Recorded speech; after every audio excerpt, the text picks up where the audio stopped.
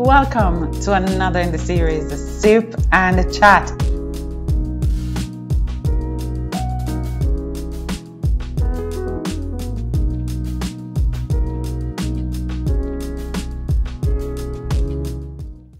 Welcome to another in the series, Sip and the Chat. I'm your host, Lily Tomlinson, and it is indeed a pleasure to have you join us this afternoon. Well, here at Sip and Chat, we seek to delve into a number of issues that affect us socially, emotionally, physically, and spiritually.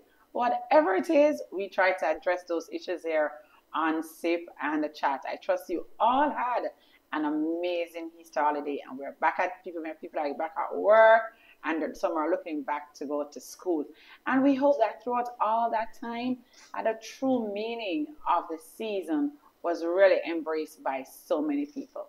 Well, ladies and gentlemen, it's another exciting show. I have with me a very special guest, one who has a very, very powerful, the power is just stuttering out of my mouth, but one who has a very, very amazing testimony that goes to show that our God is not dead, but he's truly alive. I want to welcome to the set today Mrs. Rosie Malcom. Welcome. Thank you, Dr. Lee. It's a pleasure. Yes, it's an amazing, when I listen to some of the discussions that we have before the show and then the guests come on the show, I usually get so excited because I know that there is a lot that you're going to learn from this today. So, Mrs. Malcom, tell us a little bit about who is Rosie. Well, Rosie is a girl who loves to pray, always in a little quiet time, focus on God and try to get things done, pleasing in the right of God. Right. So in terms of, we talk about a lot about our giftings, you would say that what are your gifting is that you are a prayer intercessor. Right. I love to pray. I love my quiet moment. Right. How long have you been saved? Well, I've been saved from a little girl, but coming up, I've slipped up along the way. But I've rededicated my life in the year 2000 on the 24th of February at the Lighthouse Assembly, 28 Uptown Road. Wow, that's all the way over there in Papine, right? Right.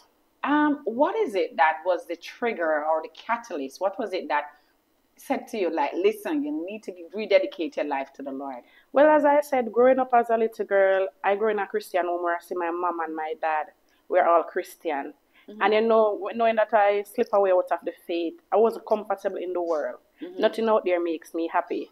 And I constantly go into my church. My pastors and my minister, they didn't turn me away. Mm-hmm. And at the night of the crusade, God said, hey, it is your time. And I just answered to the call. So you actually heard a voice saying, Rosie, tonight is your night. Right. Because a lot of people, we want people to understand that God is a speaking God.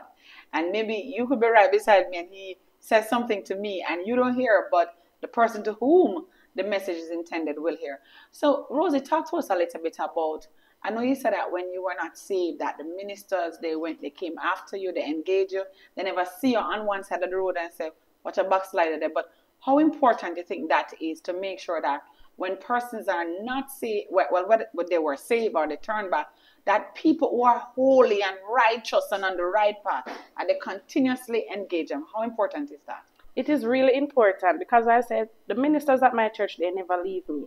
If they see me on the road, they still call me Sister Rosie. Mm-hmm. They are not going to call me Rosie. When are you coming back? And even when I do come back, and I would sit at the back of the church, they always encourage me to come up front and tell me that, hey, this is not the end of the world. Come back because there is more to you than this. They even bring me back that when I was a little girl, oh, God used to use me. Mm-hmm. So that encouraged me. When God called me, I really has to answer the call because I have to get back at that place where I once was before. Wow. And so we just want to, right through the program, we always try to encourage people because a lot of times people feel that, you know what, if I mess up, God don't want me and my mess, and I'm not worthy. So you are saying to somebody today that if you backslide, when you're marked for purpose, God will find you and locate you. What you used to go back to dance or party? No, I never party. I was just out there in the world. I was living with a baby father at the time because we didn't married yet. We have 2 kids.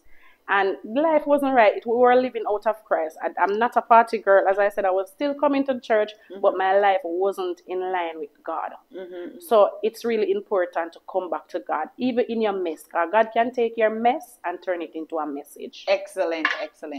But one of the things I like interacting with you about Rosie is that you have had a near-death experience, an experience that, wow, when I listen to the story, I say it just had to be God. And I want you to share with us today that experience, and then we look at how that experience has pulled you closer to God. Talk to us about that experience. Well, on the 5th of May 2021, I was going to fasting. But before it got to that, I get up in the morning, started to sweeping up my yard down into the walkway. And there's this enemy come up, try to start cussing, and but I didn't pay her any mind. You understand? But to I leave and go to fasting with my 2-year-old child at the time, not knowing that this young lady was at home planning what and what she was going to do to me when I return. So when I return, as I enter our walkway stay, I have to pass her gate before I reach my gate. Okay. And as I pass her gate a bit, she come out and she started like she wanted to start an argument. But knowing that I'm just coming from fasting, I wasn't in the toe-to-toe with her. Right. Because fasting must make a difference, right? I want to tell you that even at the fasting was so powerful. This same prayer shawl, one of our minister, she take the prayer shawl and she wrapped me with it. And I was wondering why she wrapped me with the prayer shawl. And every time I want to take up the prayer shawl, she tried to say to me, no, let the prayer shawl stay. And not to know that very same evening, the enemy was sitting planning how to take my life. And as I passed my gate and the young lady come out and she tried to attack me, we were tussling, so we were like fighting. And it ended out. I didn't know that she had a knife. I didn't know that she was planning for my life. You understand me? And then I realized that I started to get stabbed.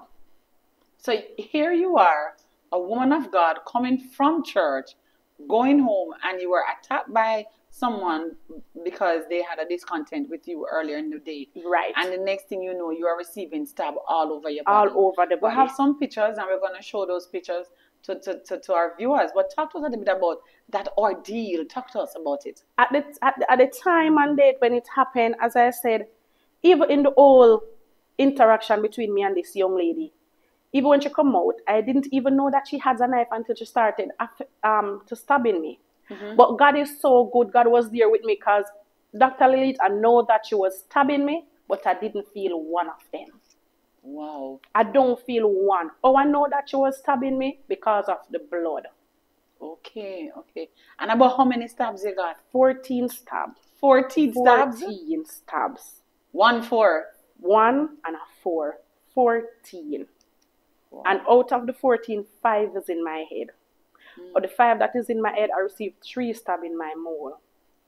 So the doctor confirmed that the mole stab could have killed me. I got one in the upper part of the spine.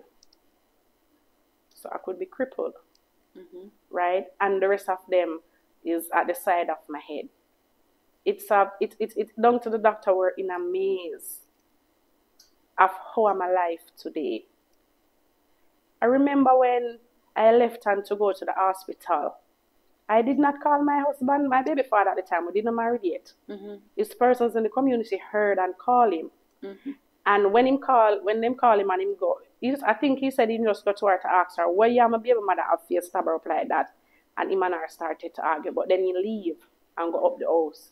And then she see him and turn around and call the police, stating that my baby father wanted to kill her.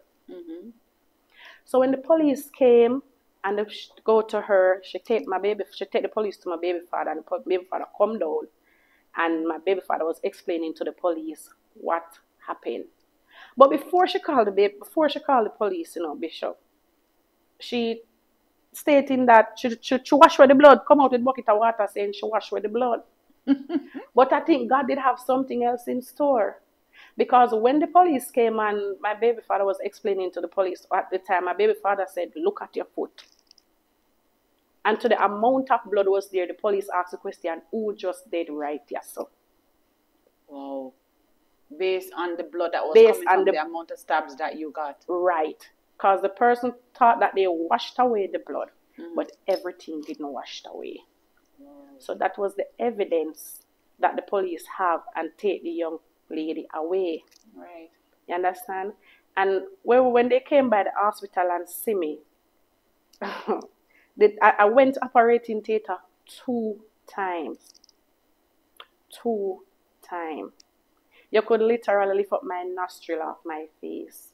Oh, because you got one in your face. Yes, from the upper part of the eye come down right, or you could take off the whole entire nose off my face itself. When my mother was there, my mother wanted to go to the police station. And the doctor said to my mother, the doctor said to my mother, lady, sit down, make we try and save your picnic first. Because I can just imagine she was hurting. She was. She was. You understand? And when the doctor them look, because at one time, I was sleeping away like this. I remember my eye was closed and I said to mommy, take care of the kids for me. And when the doctor realized and when they opened my eye, they said, which church do you go? What's the name of your pastor? What's the name of your bishop? And when I tell them, they said, stay underneath your pastor leadership. Continue to go to the church, what you're going. Because they said they find it impossible for me to get 14 stab and I'm still alive. And person coming there with 1 stab and them just gone. Wow.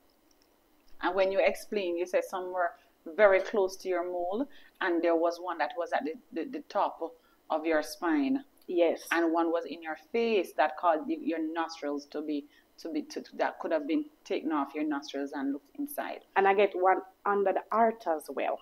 Okay. The one under the heart, the doctor said, it has to be God. Them don't know how the knife no go right through the heart.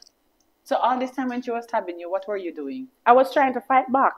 This is how I get this hand damage. Okay. Because when I realized that she had the hand, this was the hand I used to try to take the knife out of her hand. So this finger ended up cut bad. And the doctor said every nerve in this finger is damaged. Okay. So I have a time when I don't really have any feelings in this finger. Oh, it's numb. It's numb. Okay. Wow. So you stayed in the hospital for how long? I spent in the hospital for a week. And I come out and I did go back in afterwards. Because when I came out, I was trying to move up and down and at one point I just feel like I call my mommy, I call my husband, my baby father at the time, and I said, I feel like I'm going to die. And my husband said, my baby father said, when he come, he lie down on the table like this, unconscious. I could hear them, but I couldn't respond. How old were the kids at that time? My son was 2, and my bigger son was 7 at the time. Right. So do they don't recall anything? Yes. They do? Especially the little one, because he was right in the midst when it's happening. He was there. He was the one that I take to fasting with me. So even when we were hustling and tussling, he was at my foot. Yeah. So even when somebody else come and pull him, he cry and come back at my foot. Even in the night when my baby father come from work and asked her, what is it? Why she stabbed me up like that? He was at his father's foot. So you get caught up in everything. All of that. When you look back at this incident, what comes to your mind? Like, when you think about life and your purpose, what comes to you? Only thing I could say, it has to be God. Because I remember at one point, it has to be God. Because I remember even while I was at the hospital, I was on the bed. And that the flesh did kick in. And I was planning what I'm going to do. And I even said, I'm going to put down the Bible. And there was this lady on the other cross of the bed. I didn't know that she was hearing me. And the morning she get up and she come to my bed and she said, I heard you last night, But don't put down the Bible. Pick it up. Read Psalms 35 and call the person name to God. And make God fight your battle for me. So it has been a rough road. And from the incident happened, from the incident, I don't like talk about it. My husband don't like talk about it. Is when the youth president from Hope Tavern asked me to give a testimony on the prayer platform. That's the first time I talk about it, and this time my second time. Because it had so much impact on me and my husband and my kids, I didn't like talking about it. But no, you're an overcomer. But no, I'm an overcomer. Right. But I'm thinking here, Mrs. Malcom, Sister Rosie, that something like that could cause you to become so bitter, so bitter towards whoever did this, what is that? What is your state of mind? Because first of all, I know you said, and which is true, you said at one time, even when in your hospital bed, that flesh did kick in, and you're making up in your mind what you were going to do from what you were not going to do, and no matter how spiritual you are, sometimes we all get to that place where we feel pain and we feel hurt, and we might make up in our mind to do things, but thank God for the power of God to speak through others or to speak to us directly, and we're able to come out of that. So, what are some of the things that you want to say to somebody who, somebody hurt them real bad, and how do they move on beyond that? I would like to encourage a person and say, hey, it's not going to be an easy road. It's never easy, because I was at the brink of giving up. But when you come in contact with God,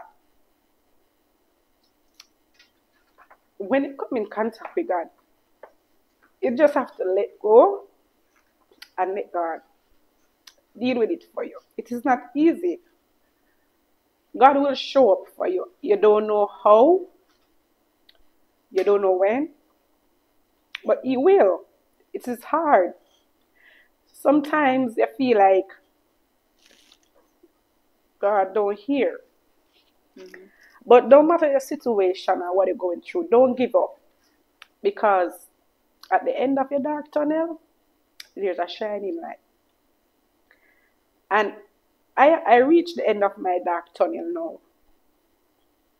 My light is about to shine. Your light is shining. And if God can save me from 14 stabs, God can save you out of any situation. If God can heal me from 14 stabs, He can heal anybody. So I just want to encourage you. Never give up. And if you feel like you want to give up, call on somebody, because there must be somebody you can pray with. Mm-hmm. There must be somebody you can say, hey, I don't think I can manage. Pray for me. There are times when I have to depend on people's prayers. I'm not independent of people's prayers. Mm-hmm. But based on what I've been going through, I have persons that stand with me. And those prayers that have kept me. So don't give up, because God will show up like He will show up for me right now. Oh, thank you so very much, Mrs. Malcom, Sister Rosie. I mean, this is such a powerful testimony. I mean, you could be very revengeful, you could be bitter, and even though you're saying that you're not there as yet, you're still at a better place, because here you are talking about it, and you're not speaking from a place of bitterness, but you're speaking from a place of love. All right, and we think about crime and violence in the society, and how do we move beyond this crime and violence? What can we do as a church, as people? How can we find better ways to resolve, disputes? Well, we can find better way to resolve issue by talking about it. Mm-hmm. If you and somebody have a problem and the person can't reason it out together, find someone who you trust, mm-hmm. and let that person go to the person who you and them have that conflict and try and resolve it out. And if that person keep pushing it further, somebody is there that you can talk to. Don't take up matters in your hand, because sometimes when you take up matters in your hand, that's the time when the situation gets worse. And you don't want to have your rights in your hand and throw it away. So there must be somebody who you can talk to. There's somebody who you can pray with, and let them give you advice and tell you how to go forward. Excellent. Well, ladies and gentlemen, you heard it right here on Sip and Chat. We still serve a miracle working God. We are looking today at Sister Rosie Malcom, who had a very terrible ordeal where she was stabbed 14 times. 14 times, 2 of which went directly in close to her mouth, 1 above her spine, in her face, and a lot more in her head. But today you're talking sober. Yeah. You're not stuttering. No. What a God. What a God. What a God, man. Yeah, we serve a great big wonderful God. We serve a great big wonderful God. Yeah, how do you try to just move beyond all of this and recognize that, people do things, and that they're behind that person, behind that spirit, behind that action, that they're still a good person, and love them again. Well, it's hard. Trust me, it's hard a bit. And sometimes God allows us, we might say God don't love us, but God allows us to go through things. Because sometimes when you go through things, that is when you know who you really are in Christ. Because for me, this situation, it let me learn to pray more. Mm-hmm. It let me learn to read my Bible more. Because as a child of God, you have to learn to pray and read your Bible and fast and talk to God. And at the end of the day, you still have to love the person who done you wrong. Mm-hmm. You still have to love them. You can't look upon it and say, yes, they done you wrong, they have caused you pain. But don't look on the person. Look at the spirit who is operating in the person and deal with that spirit spiritually. The other day I was looking and I said there are some words, some little simple words like but, if, and we were looking at a number of them. And one of the little four-letter words, LOVE. I said, my God, this word is so little, so simple, but yet so powerful. And today we just want to say to somebody out there, think before you act, right? We need to learn to control our emotions in this season. So as we go forward this evening on such a very powerful evening here on Sip and Chat, I want to say to somebody, always when you're angry, because that is the big thing, Right. anger. When you're angry, you really need, they have this thing about counting to 10 and the sheep, and you really need to step back from the situation and, like Sister Rosie rightfully say, get some help. Yeah. Get some help, because there are some things that can come back, because somebody could ruin their entire future just because they were impulsive and acted out of context. So today, ladies and gentlemen, we want to thank you so very much. Sister Rosie, when you think about this, like in that moment, was there like a song that came to you? What comforted you the most? Well, what comforted me to the most during that whole time, even when I was going through what I'm going through, as I said, the prayers keep me going. The songs keep me going. Which song come back to mind? It's amazing what praises can do. Wow. It's amazing because at the time when I was planning, and I said I was planning to put down the Bible and everything, the song just dropped in my heart. Wow. Why? You can imagine that, going through pain and discomfort, but the song that resonates with you, it's amazing what praises can do. And so today, if you're out there, you're suffering from an anger issue, there is help for you. There is help. We offer counseling here at MTM as well. And I'm sure there are many other churches that offer counseling. So if you're in a situation and you feel like you're overwhelmed, get help, because this could be, you could ruin your life. Miss Rosie, I want to thank you so very much for coming to talk to us here on Sip and Chat. I'm sure there are so many people who have been blessed by your testimony coming back from your setback. Amen. Thank you so very much for joining us. And until next time, let us continue to Sip and chat. Sip and chat, right?